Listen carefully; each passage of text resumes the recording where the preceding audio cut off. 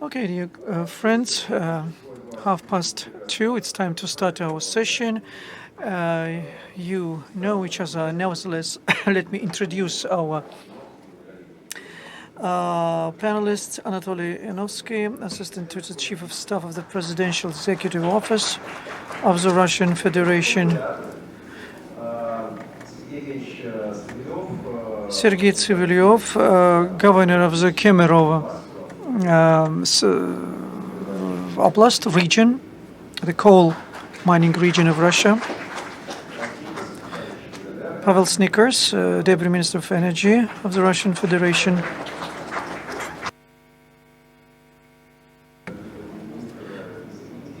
Suram Chandra Prasad Singh, Minister of Steel of India. Michel Manuk, Chief of Executive Officer, World Coal Association.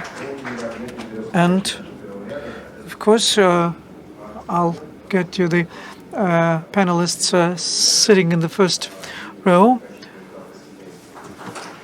And we have Stepan Solzhenitsyn here, Siberian Coal Energy Company. My name is Sergei Brylyov. Many of you, I'm associated with TV. I'm still working there, but 2 years ago, I was asked to become president of the Global Energy Association, and yesterday we finished our first cycle. We have good improvements. 10 years ago, I made a film on coal, and this year we are working on the project of the Kuzbas region, a coal mining region of Russia. So if you would like to know more about this, you can watch those documentary. So,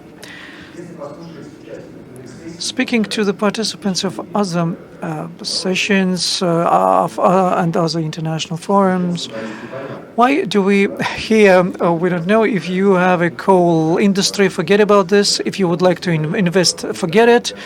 I mean, invest in coal industry. But the name of our session is the future of coal, and some of you believe that there is a future for coal, and I'm one of those people. Let's start. I would like to start with asking a very short questions. Just a minute for answer, okay? Is there anything to discuss? The future of coal. Is it true? What do you think? Should we discuss? The future of coal. Is there such a notion? Absolutely. I think anyone who's actually looking at the facts will know that coal will be an important part of the energy mix well into 2040, 22% of that. Beyond that, the emerging and developing markets require coal. Beyond coal energy, we're looking at steel, cement, aluminium. These are all critical to industrialization. And whilst there's been some exceptional intellectual scenarios put out there, they require a reality check. And I think what we're seeing around the world is actually calling us and compelling us to look at this confluence of events and really regard coal as part of that diverse energy mix. For some nations, that's not going to be right. For some segments, that's not going to be right. But for many, it will. Thank you so much indeed, Your Excellency. Very briefly from the start, is there such a thing as the future of coal, which was being discussed here? Just don't forget, should work. Yeah, coal has a great role. Yeah, first, what are the sources alternate to coal which are available to us as far as the steel, because I'm speaking as a steel minister. Right now, we have very limited alternate resources other than coking coal for the production of steel, at least in our country. The main problem with coal is the greenhouse gas emissions, which causes the worry.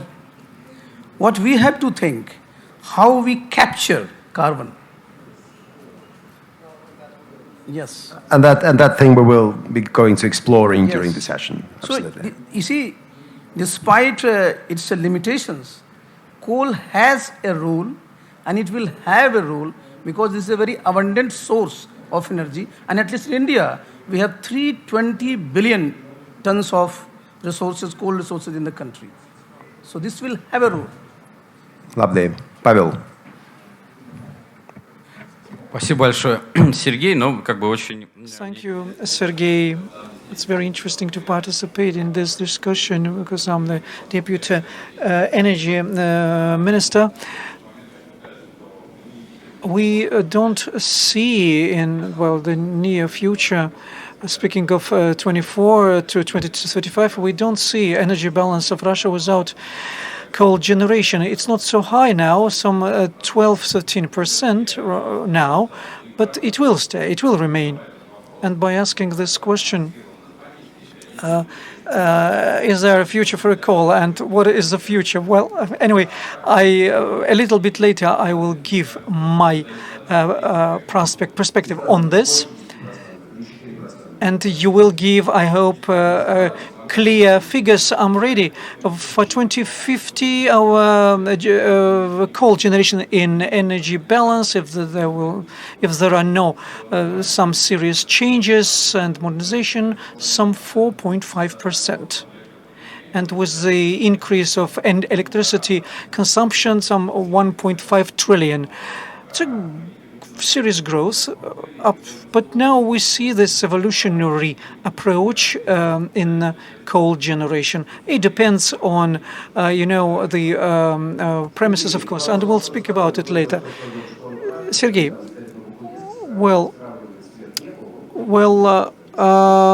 for 10 years, the sky in Kuzbass, coal mining region of Russia, became different. Changed its color, right? But don't you think that it's not right to say that the future of a coal is good? Well, I think, anyways, that global coal industry has a good future. We don't speak about whether there will be coal or not. I think that will be, and it should be in a line with all the challenges, for each country, taking into account climate change, taking it into account weather conditions. So I mean that each country can have its own approach. Well, I see a lot of prospects for the development of coal industry in general, especially in Russia, and taking into account the statement of Vladimir Putin yesterday at the plenary session. By 2060, we must become neutral, carbon neutral, and we should cover this way gradually, step by step, and in the interests of the citizens of Russia. I'm afraid to take on a lot of responsibility, but first, this 2060 time frame was voiced during one of the energy meeting, and yesterday it was repeated, and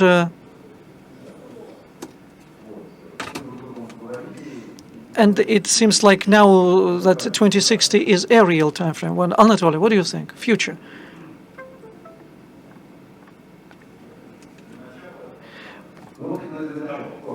Yes, just in short, at the beginning of the session, let's say. Introductory words. Well, at the end of the socialist era, we had a novel called Danilov, the violinist. And there were two different societies. The difference between them was... okay, it's very hard really to translate this because it's some sort of a word puzzle in Russian. Well, anyway, of course, energy resources will be used, whether we like it or not.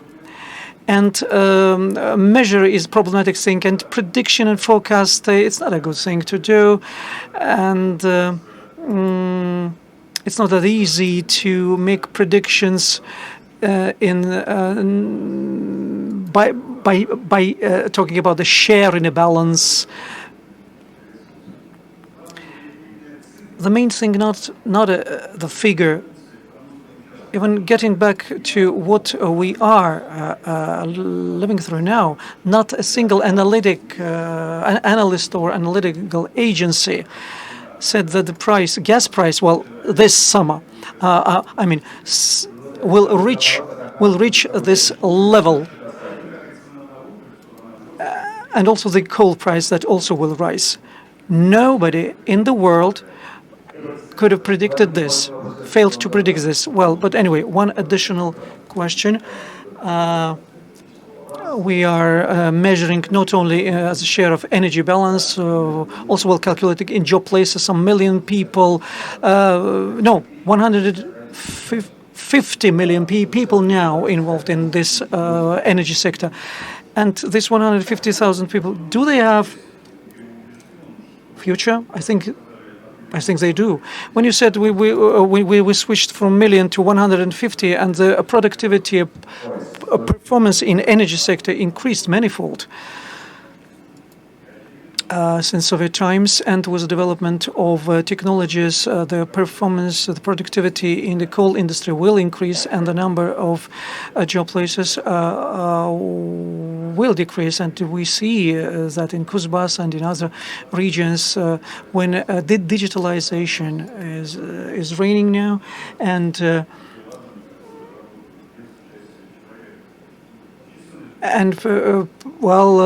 we are cutting job places, but it's not bad. It means that in terms of increase and increased quality of jobs, people will suffer less.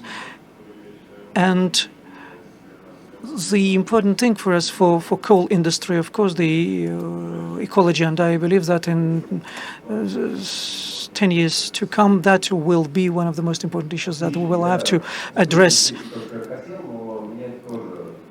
Okay, thank you. I would like to say that Association of Global Energy, a couple of months ago, when Rose Congress started discussing the energy of this Energy Week, it made a commitment to conduct this session, and it's right that we're here now. Which is about ASEAN countries, and there are several important points there. Firstly, about the technologies which are available as far as pollution is concerned. Secondly, technologies which are available as far as CO2 capture is concerned. CO2 capture, so you can actually resolve both the ecological and the emissions issue. But there is the core issue, which is not resolvable at the moment. That a lot of commercial banks are actually cancelling their credit lines as far as the coal industry is concerned. Now, can you overcome this? It's a very good question. And I think one of the key issues that we've seen in first, there's actually a fact, which is that the financial markets are still supporting and investing in coal. And so those facts are available for everyone to see. But then there is the public narrative about, I guess, greenwashing, which is what it's called. But putting that aside, I think what I'm starting to see, particularly in the Asian markets, are new players who are actually emerging, asking questions more around the United Nations Sustainable Development Goals. Because in fact, to make the investment case for any clean energy technology or any clean technology, you must actually regard the growth regions in this. And I guess the last thing is one of the reasons why we actually went to the ASEAN, who we have an exceptional memorandum of understanding, is what was quite clear to us is that what was informing these financial markets was very, very poor information. And so it was quite important that the coal industry actually represent itself and represent that information. And as you know, in looking at HELI technologies or CCS, coal is actually incredibly competitive in those ASEAN markets. And if we start doing more of this information, which we hope to do through a new relationship that we now have with the financial university, and start getting that information out to the finance and investment sector, I think we're going to have a much better, more pragmatic, more realistic discussion. And that's really what's necessary in terms of some of the contraction or feedback that we're seeing from the financial markets. But I don't think anyone should be surprised to know that there are many players out there who are interested in coal and clean coal technologies and would like to fund it. Well, if you read attentively the Sustainable Development Goals by the United Nations, you unexpectedly realize that there's nothing there against the coal. The whole message is about energy being affordable and accessible. That's it. If I could just make one comment, because you're absolutely correct. When I joined this role 2 and a bit years ago, I could not believe that the issues of energy security, energy reliability, energy affordability was not on the agenda for discussion. The idea that 100% renewables was a credible scenario was not even supported by the IPCC, and yet this is carried as a message. And so it is so important that we actually re-raise the issues of things like the energy trilemma and affordability, but we also challenge the notion of affordability. This idea that when the sun shines and the wind blows at absolutely the right time creates a cheap energy resource is actually not telling the full story of the system. And this takes me all the way back, 25 years ago when I first started in energy and fossil fuels, oil and gas, when we were taught the basics, the ABC of energy. And I think it's important that we're teaching those basics again. Absolutely. And mind you, we're not some socialist conspiracy theorists here. I don't believe I am. Matthew is joining us from London. Are we being naive, Matthew? Well, of course, Boris Johnson has just reopened one of the old coal-burning plants in order to compensate the losses caused by, well, I'd rather shut up here, caused by what? But aren't we being naive? Is there a future for coal? I'm asking you that very first question, but now that you've heard some of the comments, you may elaborate here. Yeah, well, I think yes, there still is. And I think the current situation that you're seeing sort of globally at the moment in China, in India, in Europe, in the UK, it is saying that there still is a place for coal in the market. I think it is important to understand that, especially in Asia, you still have coal-fired power plants that are actually quite young in age, so anywhere between 12 and 15 years. And so a coal-fired power plant sort of lasts for about 40 years. So there will still be a place for coal generation globally. If we looked at the UK or Europe and some of these coal-fired power plants that are currently operating in reserve, there's a reason why they were put into reserve. Unfortunately, they now need to be used because of the current crisis with power and costs. So there is still definitely a place for coal.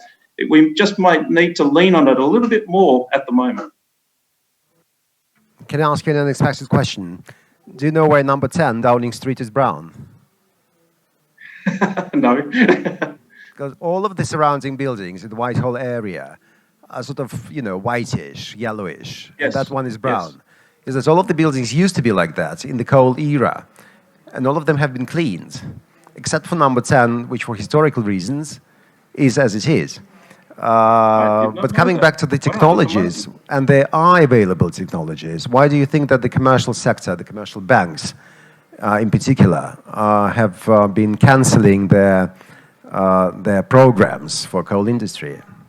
Is it about fashion, or is it about, and here I am being a bit of a conspiracy theorist, or is it because they want artificially to boost renewables, which are not as reliable as of today? I think there's a number of reasons as to why financial institutions decided to actually divest away from coal. Some of it has to do with ESG principles. Some of it might have to do with shareholder activism. Some of it could just be that they see other industries or sectors which might be beneficial for their lending requirements. So it is true that the lack of financial investment, not only in coal but also in some of the other commodities, has sort of helped contribute to the current situation in terms of the energy crisis that we're currently seeing today. Is it likely that financial institutions will start to invest again in coal? It's probably unlikely in our opinion, because you need to sort of overcome those barriers that I just mentioned, but then you've also got, in certain markets and certain countries, you have to deal with government regulations, either environmental or planning and zone regulations. So there are still some hurdles that need to be overcome. I think we'll be coming back to you, but anyway, I'm now going to address our distinguished guest from India. Your Excellency, now in India it's up to 85% that the energy sector depends on oil and coal so far, traditional sources of energy. Now that said, I remember vividly, well, in fact, I was moderating that session in Vladivostok when your Prime Minister said that he confirmed that India wants to have up to 80% of electric cars in the nearest future, I think in about 10 or 15 years. Now, how do you achieve it? Is there, well, we've just been talking about the financial sector being reluctant. You have a government policy here. So where's the balance for India? You just mentioned about our Prime Minister's commitment for having 80% of electric vehicles. You see, what are our likelihood position? First of all, we have rich solar energy in our country, and the production is right now 1 lakh gigawatts. And in coming times, by 2030, we will have about 450 gigawatts of solar energy. And that solar energy will be useful for generating, you see, what you call a power through hydrogen mission. We have a hydrogen mission. We have water, we have solar energy, and through electrolysis process, we will have hydrogen. So we have right now sufficient, you see, capacity of electricity, which is based on coal, which is based on non-conventional energy like solar. So what our Prime Minister has said, definitely in India, in coming years, we will have these electric cars. But that doesn't mean that the scope of coal will be relegated. It will take some more years unless we have alternate use or alternate resources available.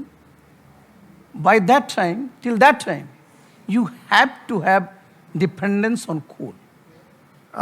Here's a very down-to-earth question. My favorite example is the Japanese one, where they've got a lot of coal burning, but you've got sakura growing under the chimneys of the former chimneys, because the filters are so efficient that they actually capture everything. They capture both the blackish stuff and they capture the CO2, but it costs you a lot of money. Now, the Japanese have financial resources, obviously. They have this part of their national character, which is about cleanness. It's a very clean country, essentially.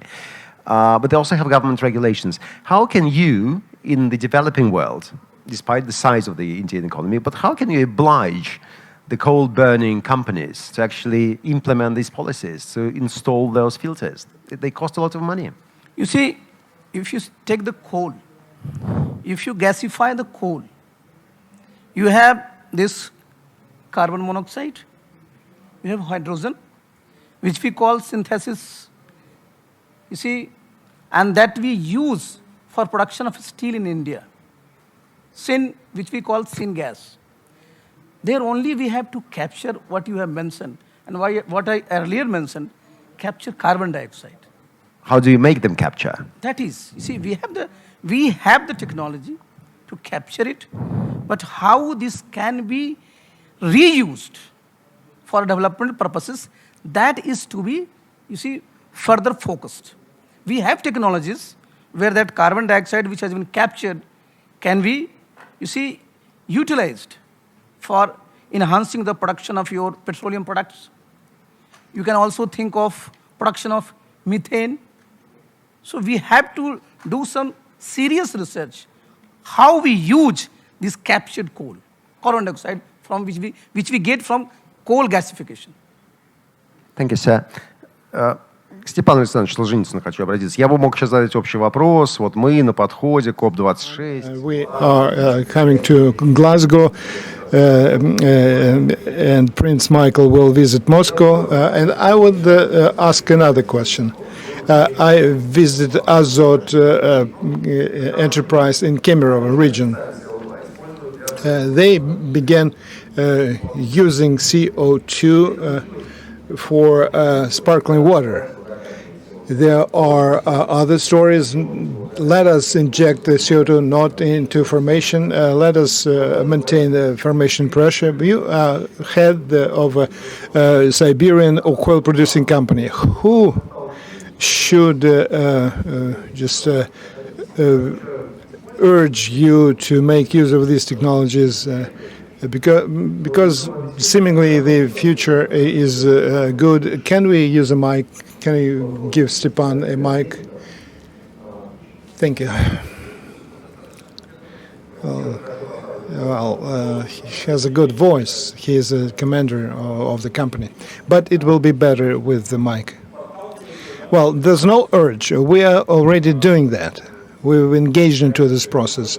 The projects are being put together, featuring all composition of traditional coal, starting with burning in the fluidized bed boilers. These are the projects that has been addressed for many years, if not decades. Our company was running pilots, and I will give you just one example. To improve process of burning of coal in these installations, we are making a straightforward approach, partially reducing the carbon footprint. We put together the smoke-less chunk. And we offered this product to a market in one of our cities in Krasnoyarsk, based on consuming properties. And it just win the market from the very onset. Similar products can be used, and they are quite promising from a consumption standpoint. For consumers and industry, expelling the niche occupied by oil. So we're working not with regulated consumer, because otherwise we would have to work with tariffs. We're working with people who are working in the real-time market, and they select whatever suits them better. If they like our products, the pillar on which everything is hinged is much better. So we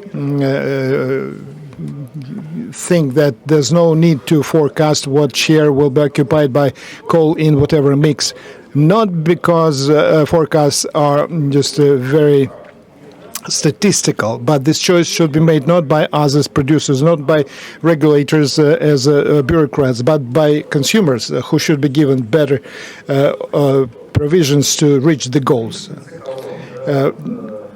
Consumers of what? I'm just hosting different sessions this week. Yesterday I was heading the nuclear power section, and Nigel Wilkinson was attending, which will host next year the World Congress.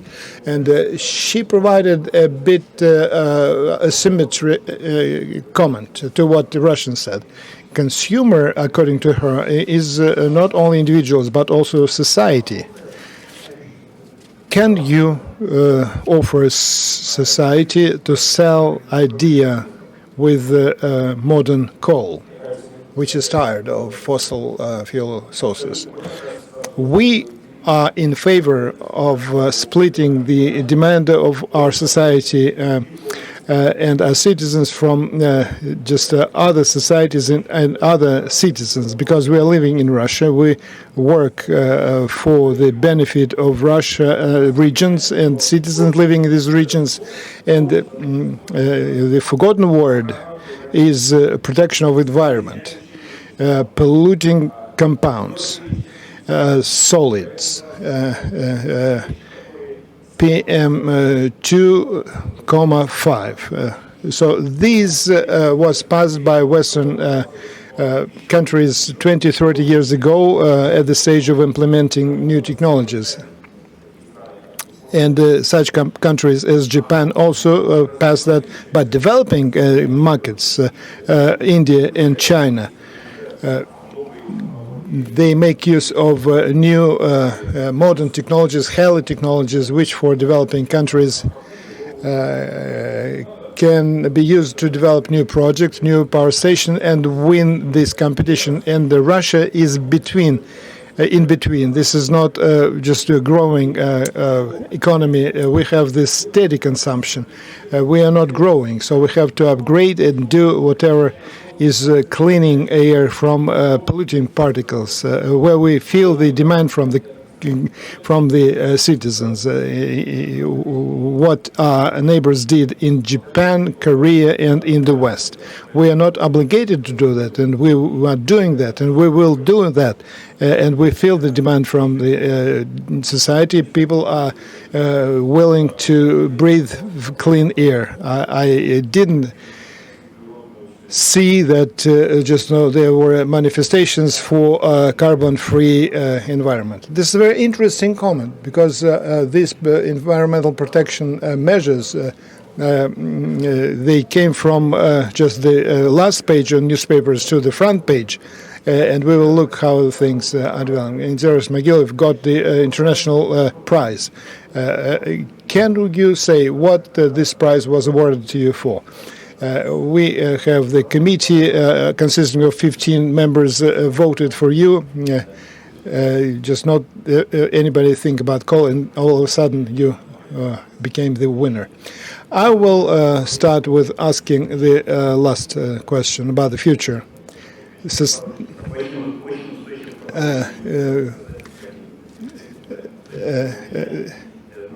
the continuation will follow. As a prudent scientist, I'm following the documents that were adopted last year, the program to develop coal industry and the strategy through 2035, the energy strategy of Russia. Speaking of the future of coal, you said 5%, 7%. I think it will stay in the ballpark of 10%. This is my subjective estimate, because technologies will develop for burning coal, to prepare coal, to use and processing coal, gasification of coal converting into gas. We do not have this technology in Russia, although for China and US there are hundreds of units of gasification checking the quality. So we have a pretty big reserve for gasification to obtain hydrogen. And if we dream a dream in Novokuznetsk, gasification of coal is sitting on the salt, and we will have the storage, gasification, and syngas. Hydrogen can be used to make metal. It will be clean metal industry, and the syngas hydrogen will be used inside for application. So this is one area of application. The technology will be developed, as Stepan mentioned, HELI technologies, CCS technologies, accumulating and using CO2, and it will give an effect, because according to estimates today, we have 5% for China today. More than 100 million tons of coal are processed into useful products. This is an area quite promising. And also we have to increase the efficiency of use. The higher the efficiency, the less emissions of CO2 and less chance of coal to come to the energy industry. I'm optimistic because if we develop the good estimate for absorbing capacity of forests, it will be an argument to make use of coal. If we calculate the difference in the emissions of CO2, they are not as dramatic as associated gas. We can calculate, aren't we, how much CO2 and associated gas goes to atmosphere. And in conclusion, I would like to mention that the research takes the ultimate share. If we're dreaming today about the things to be happened in 2035, we have to start doing this future right now.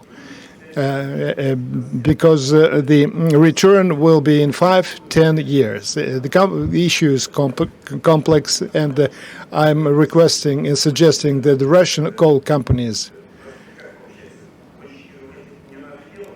get engaged into that and more deeper, because the energy companies are doing their business, the coal companies are minding their business, and in China, as far as I know, these are the vertical integrated company or industrial section of the Central Committee of the Chinese Communist Party. And I would like to say that the ecological issues are addressed by research centers. Many things were done in Siberian Department of Russian Academy of Sciences. We started publishing Chemistry for Sustainable Development magazine back in a journal in 25 years ago. And this journal publishes the papers, the ecology of Kuznetsky region, coal. We publish in every issue. And commenting on what I heard from esteemed guest from India,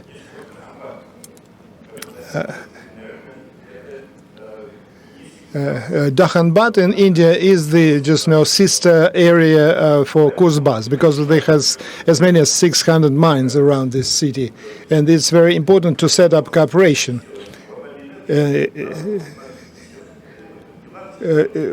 We have to set up the international cooperation in this area. Back in 1950, I saw installation for gasifying in Dhanbad installation from the salt melt. Very interesting, because right now it immediately removes the ash in this melt.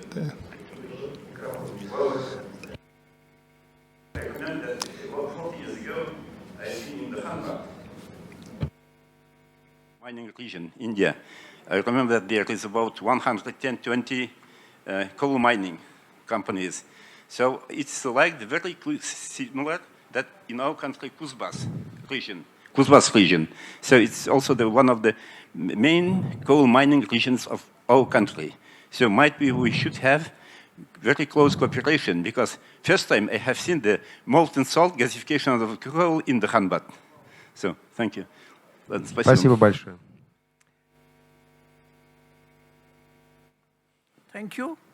And we are very glad of having heard from you that we should have a cooperation between the two regions. One is located in India, another is located in USSR. So definitely we will like to have this cooperation to go on, so that in the beginning itself, Russia helped us in establishing our first steel plant in India, that was Bhilai. And after that, in Bokaro also, we got the cooperation. So we have a good scope for cooperation in coal sector between the two countries and two regions, and we will definitely welcome it. Okay, thank you. Сергей Евгеньевич, а я вам резуитский вопрос сейчас задам. I would like to ask you a very cunning question. Being frank with us, do you think more about progressive technologies or how to find jobs for coalmen who will be fired from. Just you don't think about those. Well, you're Francis Kinney. You're just. I'm thinking about listening to presenters that energy transition, the net zero, is the topic of the quality of life, of ecology. And when we speak about ecology and at the same time blame coal, saying this is bad, it should be just shut down, who said that? The gas is also should be closed. Nuclear should be closed. Hydraulic power plants should be closed as well. So we end up with windmills and just solar batteries. We're not against that, but it's up to each country to resolve the issue. If you like these wind generators develop, if the citizens are happy with that, just be my guest. If they do not estimate implications, again, this is their choice. But this, gas crunch is not in benefit for producers and consumers, but it's interesting feature to analyze. We're looking at European citizens. The cost of megawatt hours in many European countries, 300 euros and higher, and 141 in Poland. Why in Poland is that low? Because 80% of generation falls into laps of coal. 1 megawatt hour made from coal in Europe costs about 120 euros. And in this some 50, 60 is the tax for coal. And the 200 megawatt hour costs in the gas, and I'm not mentioning anything else. Why we have to force just this cheap generation should go away and be replaced by expensive one? Should people pay such big money for utility bills? For the Netherlands, should skates. The example was given by Mr. Putin, and I was thinking about our way, and for the sake of our people who are doing this job. And we will find such efficient maneuvers that would allow us to participate in this agenda, to protect nature, to develop the decent conditions for living for our citizens, develop our industry. And we will find it, rest assured. We are engaged into that as a coal region. We submitted just a nomination to develop carbon test site in order to streamline method of accounting for emissions of all gases and absorbing capacity of the gas. So far, we're discussing the method. It should be transparent, just easy to grasp. It should be accepted by research. We should cooperate with China and India. We will touch base with you if you don't object, and we will fulfill recommendation of our research person. We will be looking together on this challenge, and we will be doing this. And we took a decision for us that the list of activities that will influence the net zero, we will rank this list. We assign weights. We address the issue with the minimum funding, and the regions will be selecting by themselves, and we will follow this roadmap. If somebody puts a leverage on us and force us with taking expensive solutions, this is just no money talk. And yesterday, Mr. Putin said that we will respond asymmetrically.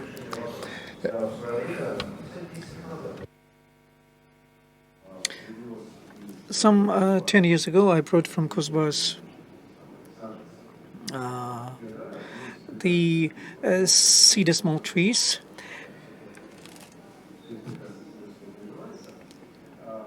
And planted them. And at the same time, I understand that in recultivating lands, around the deposits. There were special trees planted, something like cedar. Well, it's something which is too well scientific, but at the same time, speaking about laws which prohibiting planting trees around the deposits. Well, I know that it seems like I'm speaking about micromanagement, but sometimes people, they ask what do you put in ecological programs which will allow the industry to develop. Well, speaking of recultivation, this method and the assessment of absorbing capacity, when we develop it, that will be a list for action, and according to this method, you will choose. You will find the most economically viable and profitable, whether it's better to plant this tree or cedar tree or another tree, and we will be watching whether norms of ecology are being followed.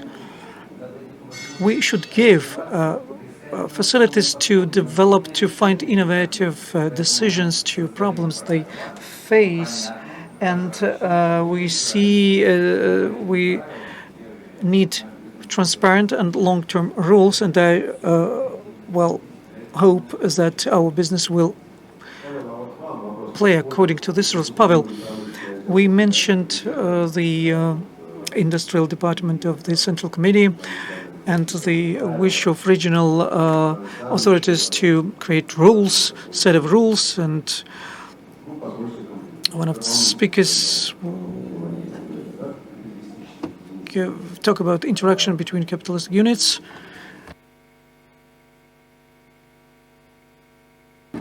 Okay, well, our respected scientist, well, he thought that for the last 20 years that there is no interaction and like a mutual love between science and business. Am I right? Well, in short, well, what ministry can do in this area, looking at this different trends around the coal industry, I think that ministry did its best.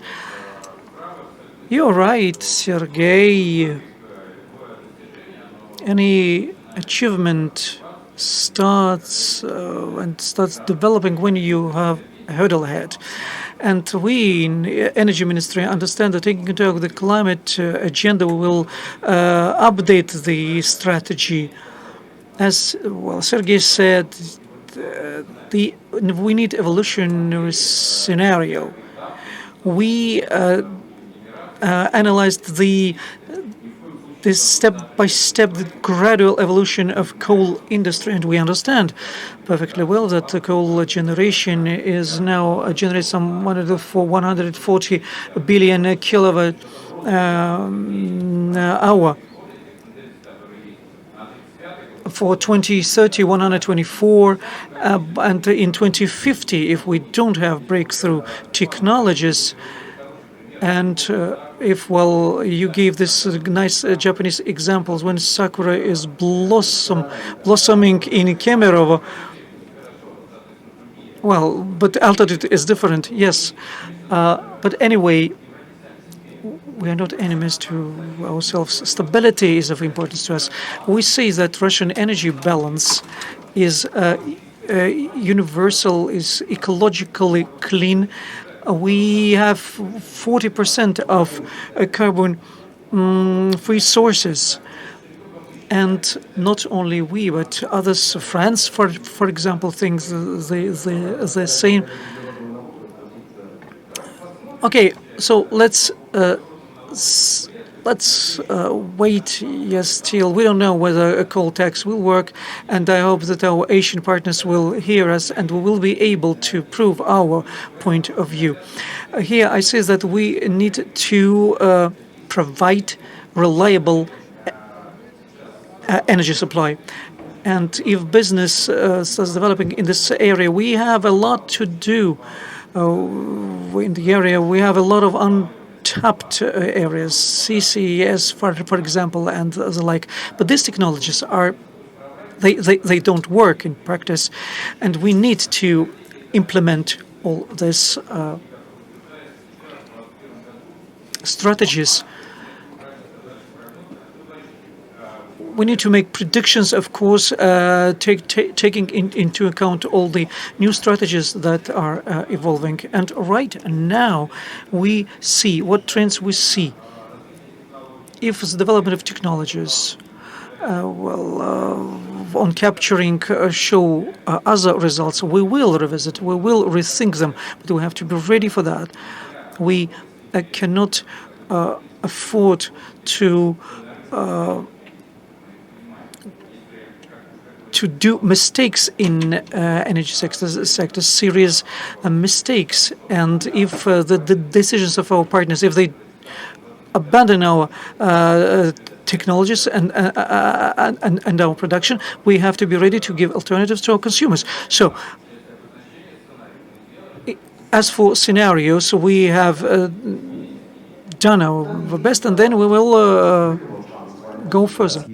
Can you actually envisage a situation where a Western buyer, be it the society or whatever, refuses to buy electricity which has been produced using coal burning? Just refuses. It's an interesting especially after the question, events of the isn't it? last couple of weeks. Yeah, it is a very interesting question. I would hazard a guess and say at the moment, no, they wouldn't do that. If we were in a situation where there was not a crisis for electricity or power or very high prices, then maybe you will see something like that down the track. But it's probably unlikely because ultimately every country wants to ensure guarantee of power and supply. It's energy security. Well, here's another question for you. There are two options being discussed in this country.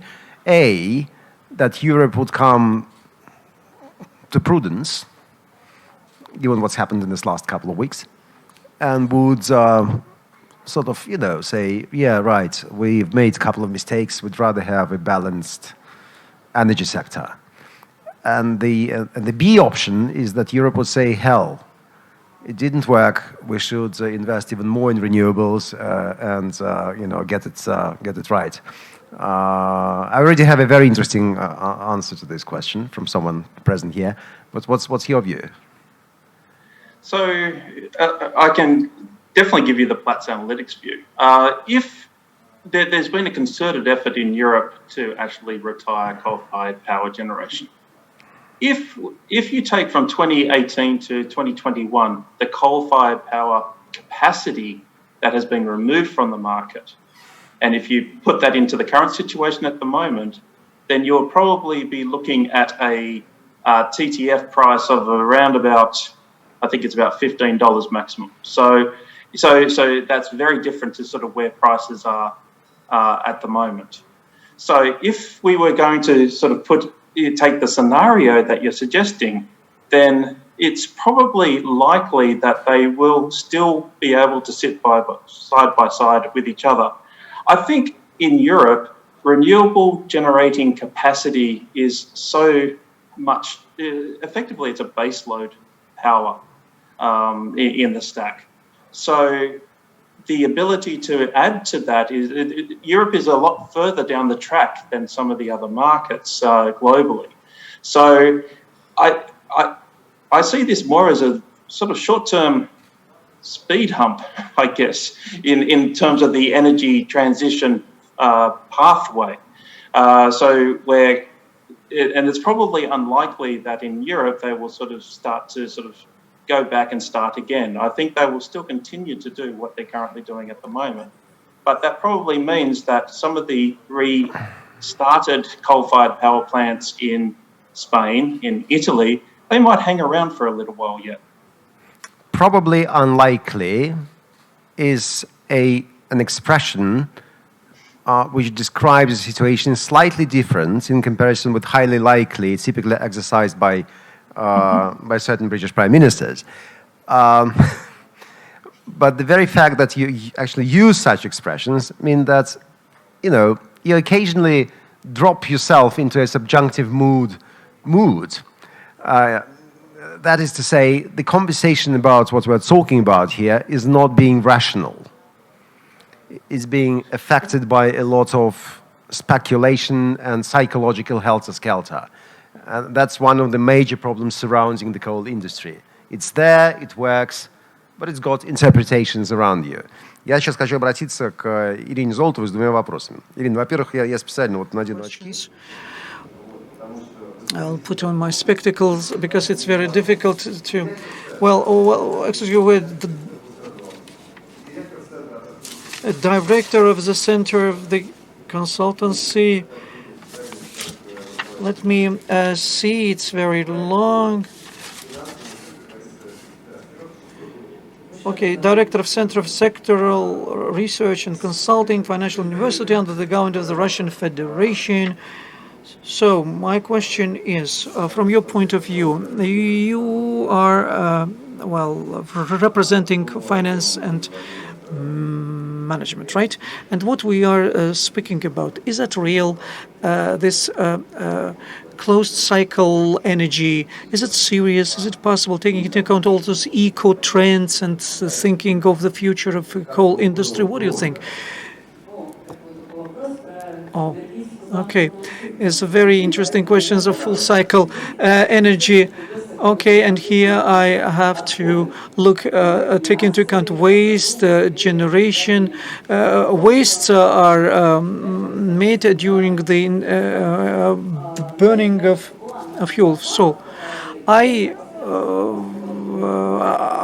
I've seen this wasteland, and when I saw one in Novosibirsk, I asked myself, what should we do with that? Should we do something to that?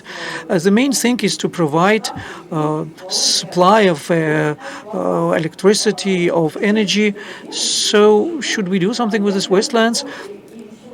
And I would like to start asking your question. Taking into account the full cycle economy. And my idea is that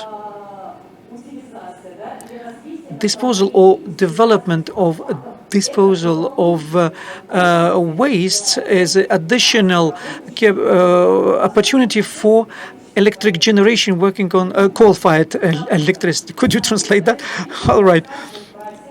I'm not going to speak about all the areas that's concerning the generation and the recultivation of lands. I'm not going to speak about biostats that we by disposing, creating new opportunities to expand wastelands and land use, optimal land use. I would start with the word new beginning. New beginning, new technologies, new technological aspects, and here there are two things important. The use of this technology material. First, opportunity to decrease greenhouse gases. All the areas that are used now in the world. For example, my friend from India understands that 60% of their waste are disposed of, and one of the main area is the production of construction materials, and the use of waste allows to decrease the emission of greenhouse effect. It's some sort of a climate project which allows, on the one hand, to decrease scope 3 and for generation. And if we look at the producers of construction materials, we have scope number 2. And in the carbon plan, do we have that? Is that a part of that?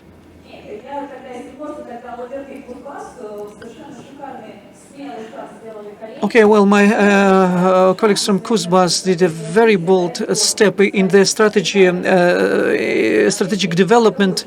They use very, very both scenarios. And the second story about the new opportunities. Waste can be a competitive material and traditional resource for extracting bauxites and nepheline. It was nice to hear from my colleagues from Technoprom exhibition on the developments in the area. And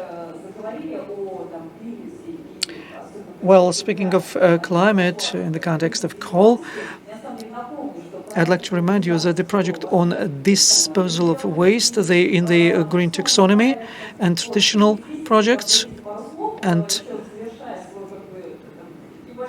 in closing, I would support my colleague speaking of what should be done, why to dispose, what possibilities we have. We answered to these questions.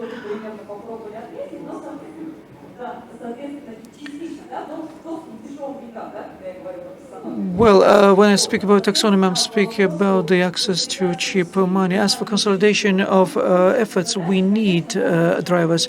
With some isolated aims can be reached, but we have some, country-like stories, big stories, and we have to invest a lot.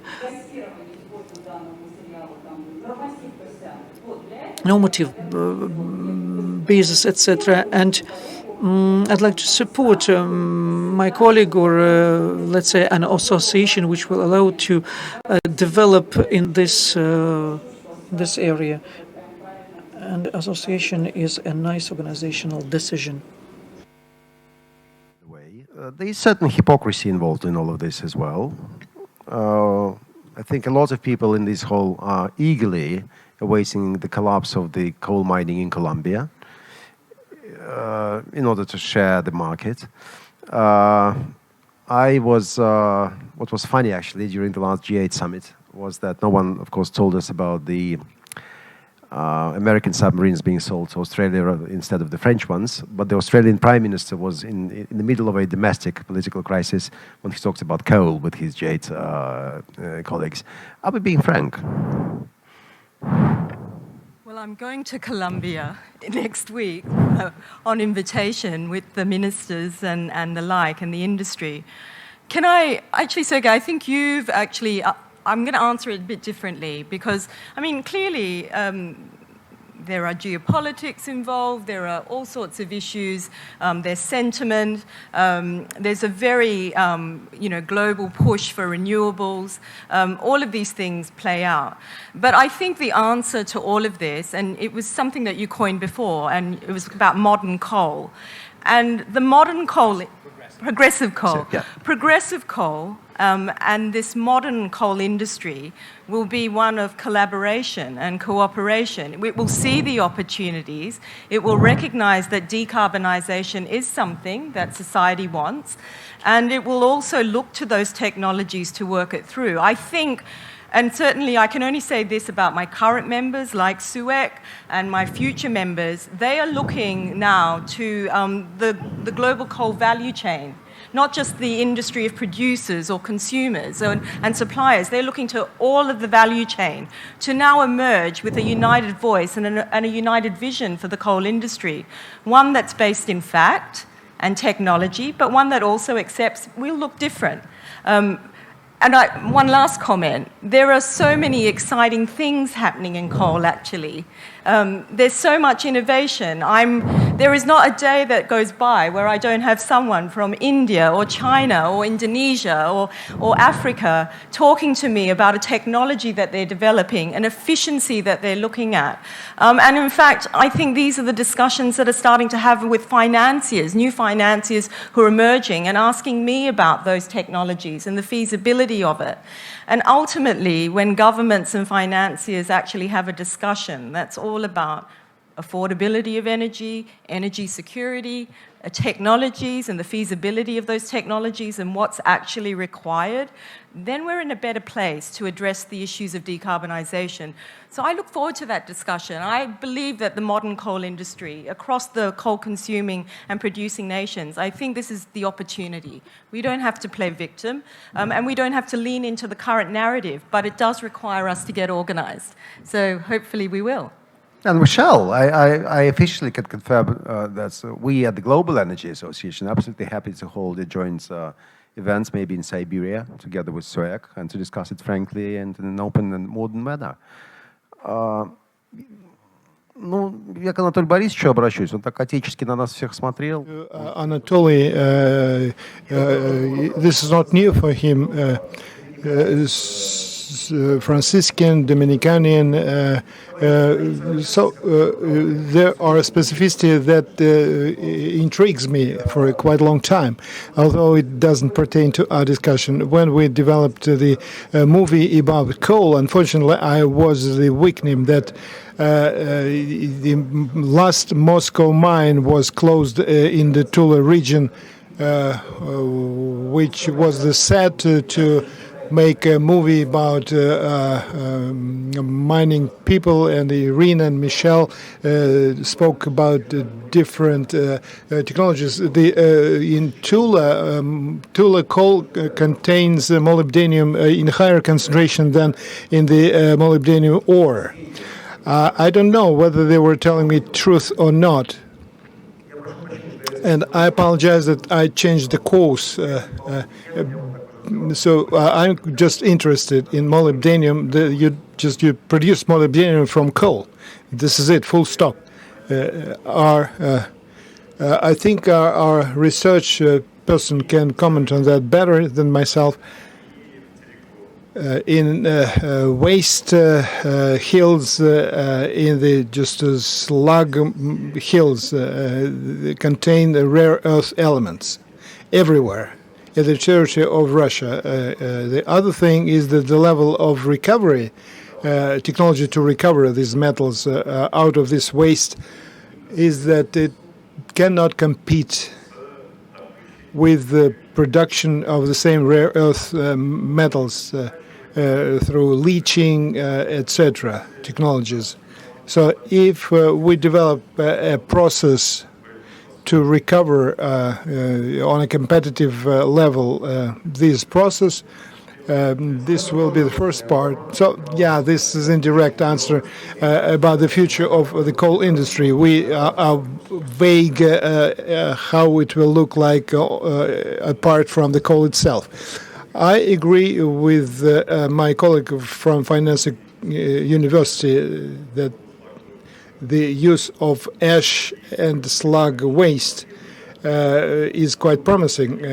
You were you were a bit hesitant when she saw the ton per ton, and this is true because CO2, if it binds ash of a certain kind, it ends up with the milk, so-called milk, from which we can make construction materials. So the ash binds CO2, is a binder for CO2. So from this standpoint, there's a big promise in this area, not to capture, but to bind it rather. It's very exciting, very promising, because one of the members of the International Committee of the Global Energy, the Nobel Prize winner, Noel Allen, and he is the co-author and popularizer on capturing CO2. And I started asking this question quite often in my talks with representatives of hydrocarbon producers. And last time I asked Mr. Khan when we announced the laureates. He's the president of Tatneft and a leading figure in Tatarstan, and I asked him about this process, and he told that the efficiency is not high enough to deploy it on industrial scale. At the end of 90s, I was making a movie on the industry of Christmas trees in the UK. And I was told where they are grown. They're grown in Yorkshire, and we went to Yorkshire. When we came to the site, we were quite surprised to see the following: the growth of these pine trees are made by former miners. They're growing because there are no other jobs. And the beauty of that was that the land was taken for rent for 1,000 years. So the market could be developed in a pretty predicted manner. So what we heard today, the majority of Russian miners won't grow pine trees, Christmas trees. They will be doing some better jobs.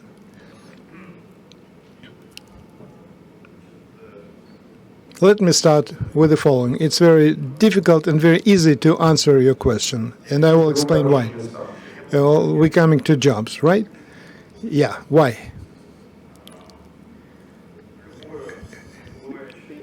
Any coal mining company has a life cycle. It starts with ramping up production, then the stable production, then decline. This is a natural process. In different parts of our country, this process develops in different tempo. Today, we see a pretty understandable situation with the Pechora coal basin, where operating companies are at the depleting stage, and we can predict that over the next 10 years they will cease to exist. Consequently, the miners living in Vorkuta will lose jobs in coal industry. Let us take the region, say, Sakhalin Island. We have a pretty vast country where today the only big company, Sakhalin Coal Mining Company, is producing just gray coal, which is exported 100% to Japan, and what we cannot sell abroad is sold to Japan. This goes to China, and nobody is planning to just reject buying. Since for the first time in our history, in contemporary history, this company ordered from French the conveyor with a length of 22 kilometers from the pit to the port. This conveyor is being assembled. I think it has been assembled. So not using the whole trucks, but conveyor to deliver coal to the port and lift over the board of vessels. So investing heavily, I think, calculated the future, and the people who are working with this company will are job secured, at least for the time of payback of this conveyor belt.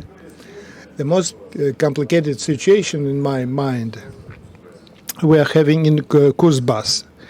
Kuzbas is the main center of coal production, concentrated.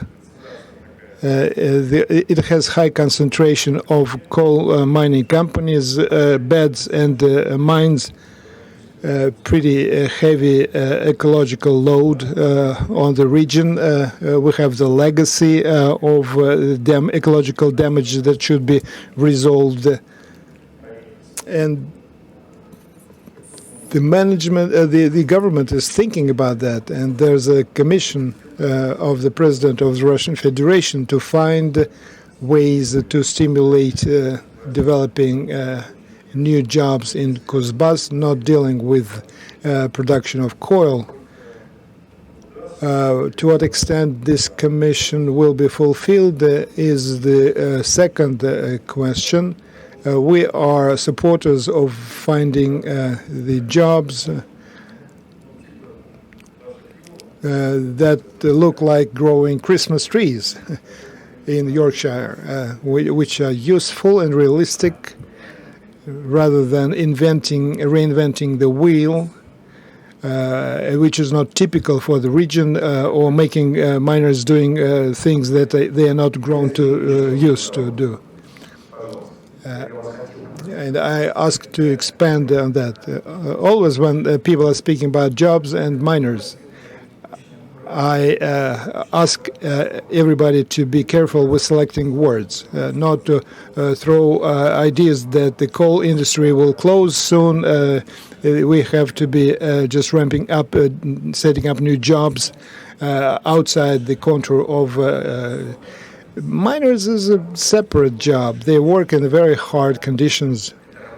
The dynasties, the whole families, in many generations are working, and not everybody is capable of doing that.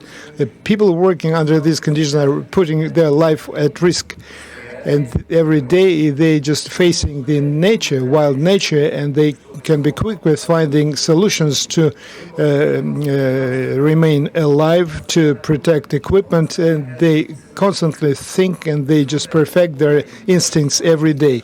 So the professional level is so high that the crisis we're living through for 2 years, when the several oil mining companies had to shut down, we thought that it will be a tragedy for our miners. They were just they were sold out to other industries as just hot. Just chips, because their knowledge and competence is unparalleled. So now we have just ramp up. We have to just bring more people, and we don't have people to bring into the mines.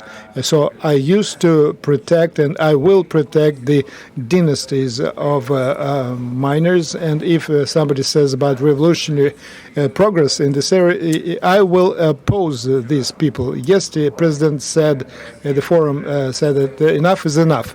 Russia just depleted the share of revolution quota, so we have to develop in a steady way, in a predictable way, without just extreme ideas.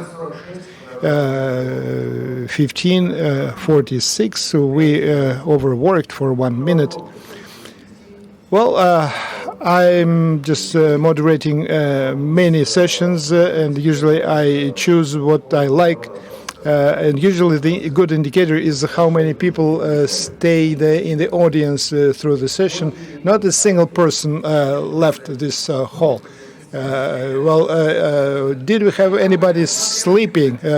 Nobody. I was just looking at the face. So thank you very much for your attending this meeting. And on my part, I will promise you that I personally and my association will work to keep coal in agenda. Thank you.